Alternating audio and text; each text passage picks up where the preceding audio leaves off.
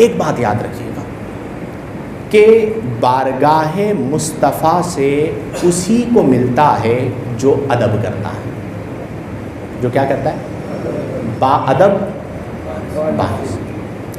مہربانی کیجیے گا، آپ عوام ہیں، محافل میلاد کے تقدس کو پامال مت کیجیے گا. آپ میری بات سمجھ رہے ہیں؟ مجھے بڑی تکلیف ہوتی ہے، بہت تکلیف ہوتی ہے جب میں یہ دیکھتا ہوں چند لوگوں کی وجہ سے، چند افراد کی وجہ سے. ماضی میں ہم محافل میں جاتے تھے نا، نعت خوان آنکھیں بند کر کے نعت پڑھ رہا ہوتا تھا اور ذوق سے پڑھ رہا ہوتا تھا، اور ہم عوام بیٹھ کر آنکھیں بند کر کے وہ پڑھا ہوتا تھا. خسروی اچھی لگی نا سروری اچھی لگی، ہم فقیروں کو مدینے کی گلی اچھی لگی. ایک ذوق طاری ہوتا تھا، اس کی آنکھیں بھی آبدیدہ اور لوگوں کی آنکھوں سے بھی اشک بہ رہے ہوتے تھے. کیا ذوق تھا.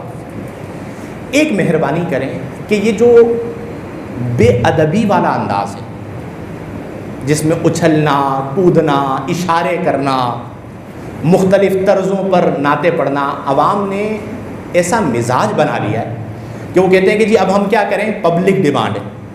ایک تو اس فلسفے کو ختم کریں کہ پبلک کا مزاج ہم نے بنانا ہے.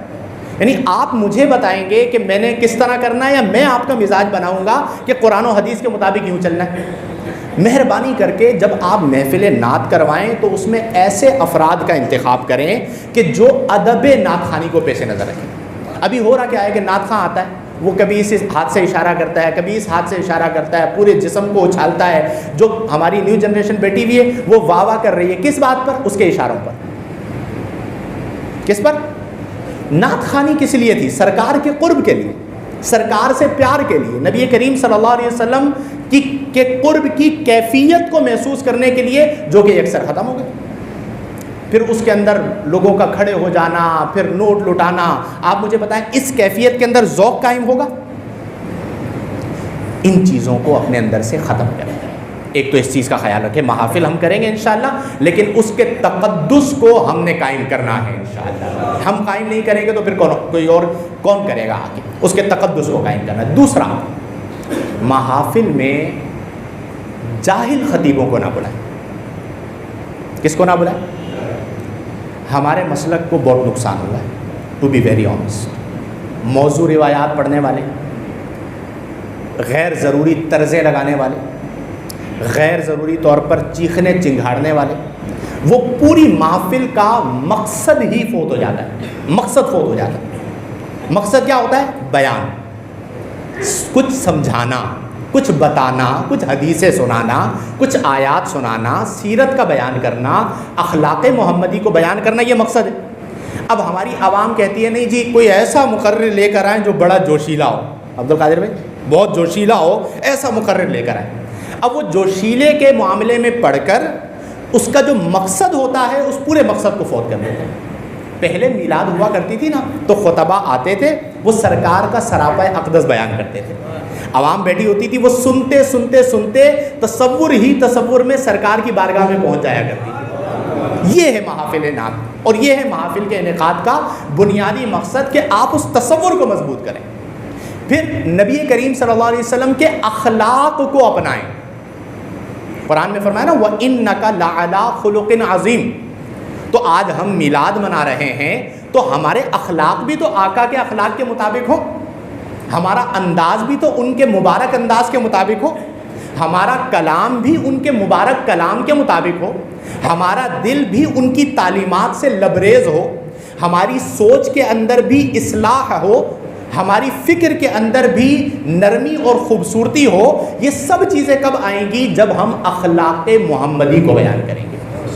تو جب آپ محفل رکھوائیں تو اس میں آپ ایک مستند عالم دین کو بلوائیں اور بھرپور ٹائم دے یعنی آخر میں 20 منٹ کا خطاب ہوگا اور 1 گھنٹہ ان بیچاروں کو بٹھا کے رکھیں گے، وہ تھک چکے، اب کیا خطاب ہوگا آپ مجھے بتائیے.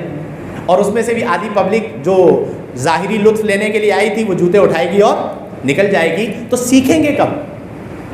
اخلاق تو علماء نے بتانا ہے نا، نبی کریم صلی اللہ علیہ وسلم کا. تو ایک مستند عالم دین کو بلوائیں اور پوری توجہ کے ساتھ اگر مقصد حاصل کرنا ہے، شور شرابہ کرنا ہے، جسے ہماری عام زبان میں ہڑا ہڑی کرنا کہا جاتا ہے، وہ پھر آپ کی مرضی ہے، آپ کو وہ فوائد حاصل نہیں ہوں گے۔ اخلاق محمدی کا بیان ہو کہ نبی کریم لوگوں سے ملتے کیسے تھے، آپ کے چہرے پر مسکراہٹ ہوا کرتی تھی، آپ پڑوسیوں کا خیال رکھتے تھے، آپ غریبوں کا خیال رکھتے تھے، آپ سلام میں ابتدا کیا کرتے تھے، آپ کا رویہ گھر والوں کے ساتھ کیا ہوا کرتا تھا۔ آج ہمیں اپنے بچوں کو یہ سکھانا بہت ضروری ہے۔ میلاد جب بھی آئے آپ اپنے بچوں کو یہ سکھائیں کہ ہمارے پیارے نبی وہ تھے جو عفو درگزر کیا کرتے تھے، ہمارے پیارے وہ نبی وہ تھے جو لوگوں کے لیے دعا کیا کرتے تھے، ہمارے پیارے نبی وہ تھے جو امت کے لیے رویا کرتے تھے، ہمارے پیارے نبی صلی اللہ علیہ وسلم وہ تھے جو امت کے لیے غاروں میں جا کر آہو زاری کیا کرتے تھے۔ اس سے دلوں کے اندر محبت بیدار ہوگی۔ اس لیے محافل میلاد کا انعقاد ہو لیکن اس کے تقدس کا خیال رکھا جائے اور منع کر دیں۔ اگر کوئی نعت خواں، میں اس پہ ابھی ایک فتویٰ بھی لکھ رہا ہوں اور اب اہل سنت اس کا چونکہ متحمل نہیں ہے تو کچھ بڑے افراد کو بھی میں اس کے اوپر تاکید کرنے والا ہوں، اور کچھ علماء کو بھی میں نے کہا ہے کہ نعت خواں اگر گانے کی طرز پہ نعت پڑھ رہا ہے، مائک لے لیں اس کے ہاتھ سے، بالکل مائک لے لیں۔ آپ یقین کریں پوری دنیا ہم سے رابطے میں ہوتی ہے، کر کے یہ جاتے ہیں، سال ہا سال تک اس کے جوابات ہمیں دینے پڑتے ہیں۔ اب ہم اس کا کیا جواب دیں گے کہ ایک سرکار کا نام ہے اور آپ سرکار اعلیٰ حضرت فاضل بریلوی رحمہ اللہ کا واضح طور پر فتویٰ موجود ہے کہ اگر کوئی داڑھی منڈا نعت خواں تو اسے قطعی طور پر اس سے میلاد نہ پڑھوایا جائے، کیوں کہ وہ فاسق ہے اور فاسق کی تعظیم حرام ہے، اور اسے نعت پڑھوانے کے اندر ایک فاسق کو تعظیم دینا ہے۔ یہ فتویٰ پورا اعلیٰ حضرت کا موجود ہے، لیکن ہمارے یہاں آپ دیکھیں ایک تماشا لگا لیا، پوری مطلب جو فوائد حاصل ہونے چاہیے تھے وہ تمام فوائد جو ہیں وہ ہمارے یہاں نعت خوانی کے غلط جو انداز چلا اس کی وجہ سے برباد ہو گئے۔ دوسری مجھے بہت تکلیف ہوتی ہے لفافہ کلچر، 50,000 روپے کا لفافہ، 80,000 روپے کا لفافہ۔ آپ نعت رسول مقبول سنانے کے لیے آئے ہیں یا پیسہ کمانے کے لیے آئے ہیں؟ اور یہ بات یاد رکھیے گا، دو ٹوک سن لیں کہ نعت خوانی پر اجرت حرام ہے، نعت خوانی پر اجرت لینا کیا ہے؟ حرام ہے۔ واضح طور پر اعلیٰ حضرت کے دو فتوے موجود ہیں، ایک میں یہ ہے کہ اگر طے کر کے لیا، دوسرے میں یہ کہ جب اگر عرفاً بھی طے ہے کہ ہمیں اتنے دیں گے تو بھی اعلیٰ حضرت نے منع فرمایا، یہ عبادت ہے۔ نعت خوانی کیا ہے؟ بولیے اونچی آواز سے۔ عبادت پر آپ پیسے لیں گے؟ نماز پڑھنے پہ کوئی پیسے لے گا؟ روزہ رکھنے پہ کوئی پیسے لے گا؟ ذکر کرنے پہ کوئی پیسے لے گا؟ آپ نے ایک ایسی تکلیف دہ چیز یہ ہو گئی ہے کہ میں آپ کو نہیں بتا سکتا، مجھے بہت تکلیف ہے۔ تو ان چیزوں سے اپنی جان چھڑائیں۔ آپ پہلے بھی تو آتے تھے نا، سارے سرکار کی محبت میں آتے تھے، آ کے بیٹھتے تھے، ذوق سے پڑھتے تھے، دنیا کے لیے نہیں آتے تھے، لوگوں کے دلوں میں محبت بیدار ہوتی تھی۔ ان چیزوں سے اب باہر صورت ہمیں اپنی جان چھڑانی ہوگی۔ اگر ہم نہیں چھڑائیں گے تو نقصان فرد کا نہیں، مسلک ایسے افراد کو خود چاہیے کہ وہ اپنا محاسبہ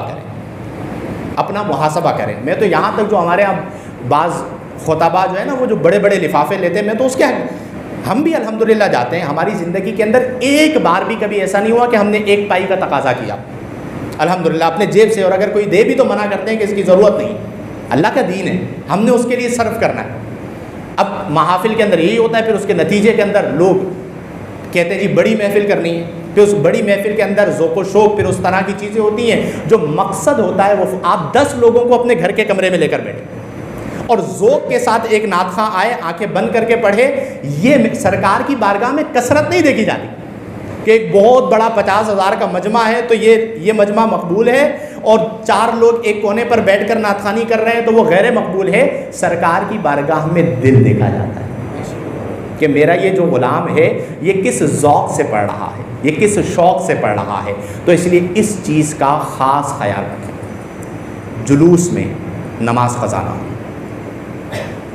ہاتھ بلند کر کے ارادہ کریں، جلوس میں خواتین کا کوئی کام نہیں، روک دیں، تماشا لگاؤ۔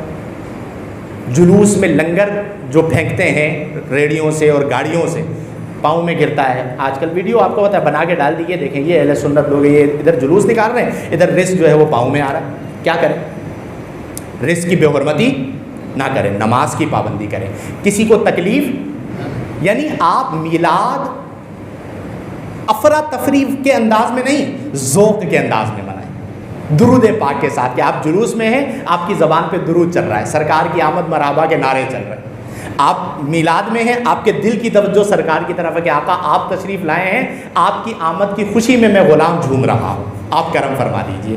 یہ دل جو ہے یہ اگر روضہ رسول کی طرف رہے گا، توجہ کی طرف رہے گا، تو پھر میلاد منانے کا لطف آ جائے گا۔ تو آپ سب یہ ارادہ کرتے ہیں انشاءاللہ، درود پاک کی کثرت کریں گے انشاءاللہ۔ بس جو دن رہ گئے ہیں اس کی روحانی تیاری کریں، ذوق و شوق کریں، اپنے بچوں کو میلاد بتائیں، انہیں میلاد پڑھائیں، انہیں سیرت پڑھائیں، سیرت پر کوئی چھوٹا سا رسالہ لیں، لا کے بچوں کو دے دیں، بیٹا یہ میلاد کا مہینہ ہے، پڑھو، سیرت پڑھیں، وہ علماء کے خطابات میں لے کر جائیں، جمعہ کے خطابات میں لے کر جائیں، تاکہ عملی طور پر ہم بہتری کی طرف آ سکیں۔ میں اللہ کے حضور دعا کرتا ہوں کہ اللہ تبارک و تعالی ہم تمام کو فرائض و واجبات کی پابندی کرنے اور صغائر و کبائر سے اجتناب برتنے کی توفیق عطا فرمائے، آمین بجاہ النبی الامین، وآخر دعوانا ان الحمد للہ رب العالمین۔